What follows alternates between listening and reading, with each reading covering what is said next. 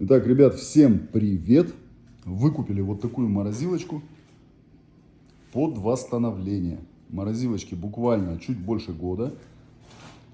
И в данной морозилке образовалась утечка фреона. То есть компрессор работал, а морозилка не морозила. Человек вызвал мастера, мастер приехал, отремонтировал. И буквально через неделю фреон опять вышел, и морозилка снова перестала морозить.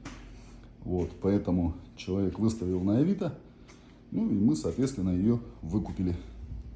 Сейчас посмотрим, сейчас увидим, какая работа была проделана мастером. Так, смотрим, вот у нас трубочка, обраточка. Вот там торчит кончик старой капиллярки, то есть мастер обрезал капиллярку, впаял в подачу новую капиллярочку. Вот. Еще раз повторюсь, ребят, морозилочка свежая, новенькая.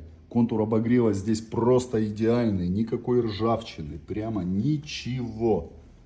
Но несмотря на это, мастер просто взял и вырезал контур обогрева дверей. То есть пустил подачу напрямую.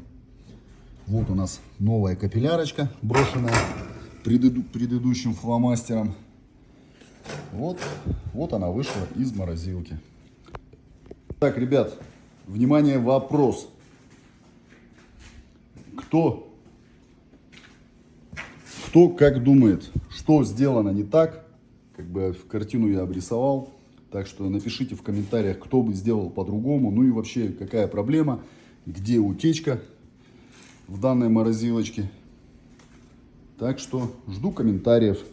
А в следующем видео уже выложу эту морозилочку после ремонта. Расскажу и покажу, где была утечка, ну и какие проделаны были работы.